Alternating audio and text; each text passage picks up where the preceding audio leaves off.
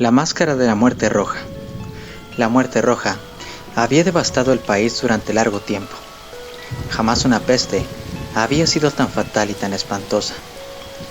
La sangre era encarnación y su sello, el rojo y el horror de la sangre. Comenzaba con agudos dolores, un vértigo repentino, y luego los poros sangraban y sobrevenía la muerte.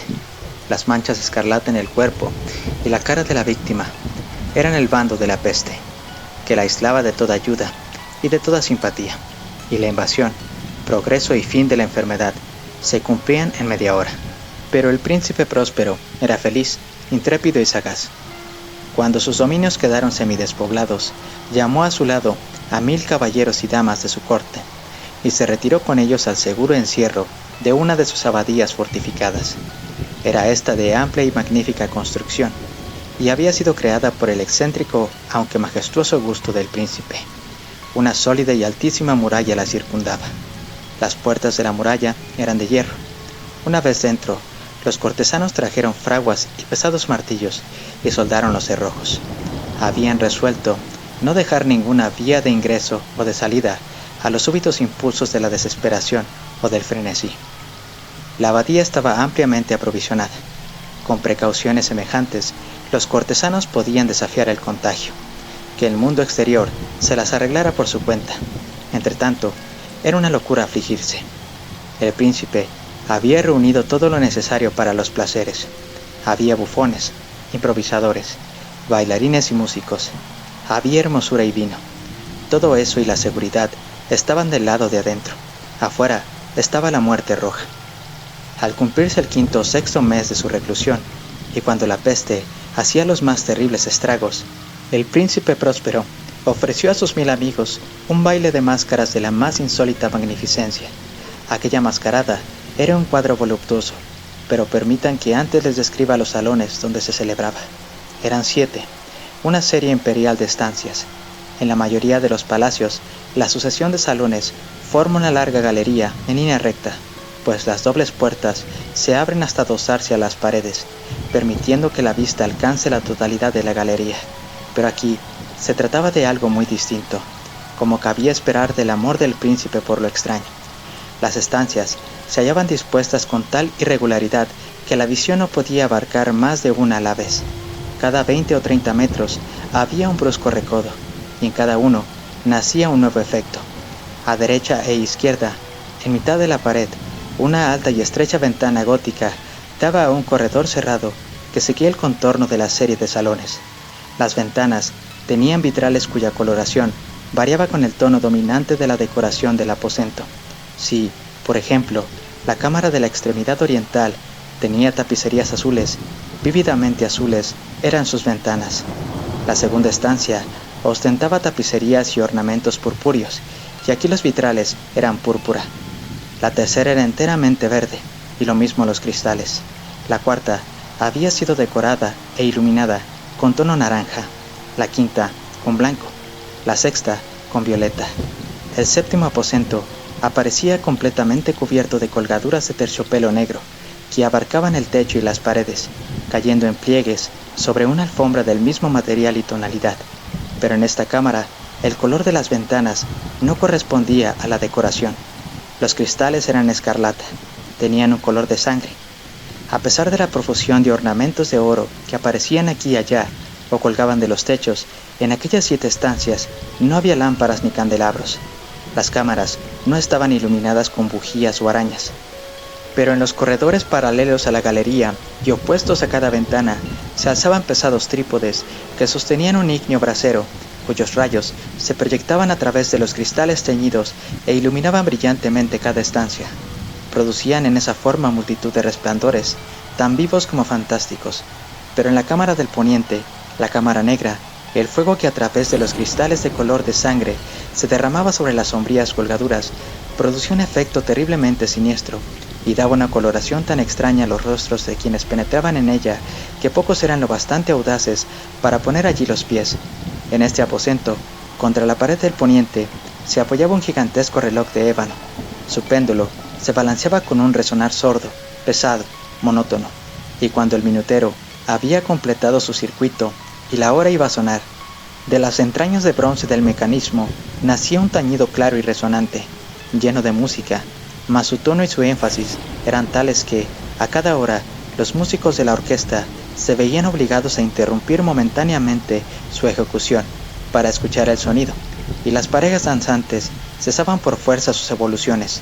Durante un momento, en aquella alegre sociedad, reinaba el desconcierto y, mientras aún resonaban los tañidos del reloj, era posible observar que los más atolondrados palidecían y los de más edad y reflexión se pasaban la mano por la frente, como si se entregaran a una confusa meditación o a un ensueño. Pero apenas los ecos cesaban del todo, livianas risas nacían en la asamblea. Los músicos se miraban entre sí, como sonriendo de su insensata nerviosidad, mientras se prometían en voz baja que el siguiente tañido del reloj no provocaría en ellos una emoción semejante. Mas, al cabo de 63.600 segundos del tiempo que huye, el reloj daba otra vez la hora, y otra vez nacían el desconcierto, el temblor y la meditación. Pese a ello, la fiesta era alegre y magnífica. El príncipe tenía gustos singulares. Sus ojos se mostraban especialmente sensibles a los colores y sus efectos. Desdeñaba los caprichos de la mera moda. Sus planes eran audaces y ardientes. Sus concepciones brillaban con bárbaro esplendor. Algunos podrían haber creído que estaba loco. Sus cortesanos sentían que no era así. Era necesario oírlo, verlo y tocarlo, para tener la seguridad de que no lo estaba. El príncipe se había ocupado personalmente de gran parte de la decoración de las 7 salas destinadas a la gran fiesta. Su gusto había guiado la elección de los disfraces. Grotescos eran estos, a no dudarlo. Reinaba en ellos el brillo, el esplendor, lo picante y lo fantasmagórico. Veíanse figuras de arabesco, con siluetas y atuendos incongruentes.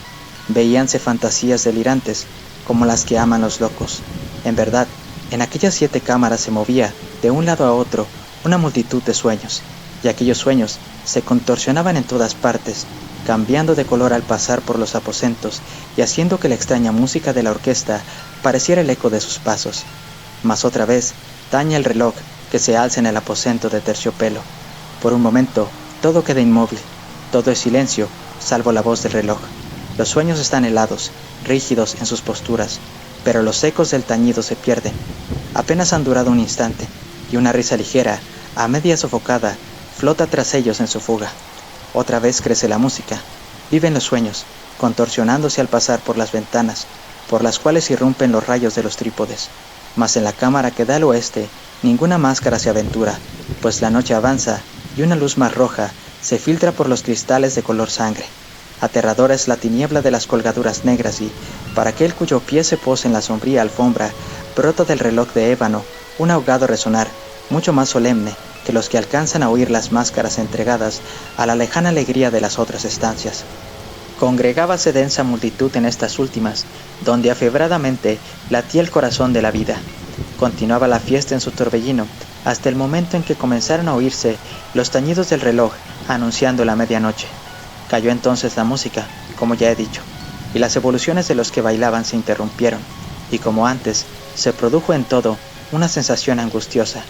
Mas esta vez, el reloj debía tañer 12 campanadas, y quizá por eso ocurrió que los pensamientos invadieron en mayor número las meditaciones de aquellos que reflexionaban entre la multitud entregada a la fiesta, y quizá también por eso ocurrió que, antes de que los últimos ecos del carrillón se hubieran hundido en el silencio, muchos de los concurrentes tuvieron tiempo para advertir la presencia de una figura enmascarada que hasta entonces no había llamado la atención de nadie, y, habiendo corrido en un susurro la noticia de aquella nueva presencia, alzóse al final un rumor que expresaba desaprobación, sorpresa y, finalmente, espanto, horror y repugnancia. En una asamblea de fantasmas como la que acabo de describir, es de imaginar que una aparición ordinaria no hubiera provocado semejante conmoción. El desenfreno de aquella mascarada no tenía límites, pero la figura en cuestión lo ultrapasaba e iba incluso más allá de lo que el liberal criterio del príncipe toleraba. En el corazón de los más temerarios hay cuerdas que no pueden tocarse sin emoción. Aún el más relajado de los seres, para quien la vida y la muerte son igualmente un juego, sabe que hay cosas con las cuales no se puede jugar. Los concurrentes parecían sentir en lo más hondo que el traje y la apariencia del desconocido no revelaban ni ingenio ni decoro. Su figura, alta y flaca, estaba envuelta de la cabeza a los pies en una mortaja. La máscara que ocultaba el rostro se parecía de tal manera al semblante de un cadáver ya rígido que el escrutinio más detallado se habría visto en dificultades para descubrir el engaño. Cierto, aquella frenética concurrencia podía tolerar, si no aprobar, semejante disfraz, pero el enmascarado se había atrevido a asumir las apariencias de la muerte roja. Su mortaja estaba salpicada de sangre, y su amplia frente, así como el rostro, aparecían manchados por el horror escarlata. Cuando los ojos del príncipe Próspero cayeron sobre la espectral imagen, que ahora, con un movimiento lento y solemne, como para dar relieve a su papel, se paseaba entre los bailarines, convulsionóse, en el primer momento, con un estremecimiento de terror o de disgusto, pero inmediatamente su frente enrojeció de rabia. «¿Quién se atreve?», preguntó, con voz ronca, a los cortesanos que lo rodeaban. «¿Quién se atreve a insultarnos con esta burla blasfematoria? Apodérense de él y desenmascárenlo, para que sepamos a quién vamos a ahorcar al alba en las almenas». Al pronunciar estas palabras, el príncipe Próspero se hallaba en el aposento del este, el aposento azul. Sus acentos resonaron alta y claramente en las 7 estancias, pues el príncipe era hombre temerario y robusto, y la música acababa de cesar a una señal de su mano. Con un grupo de pálidos cortesanos a su lado, hallábase el príncipe en el aposento azul.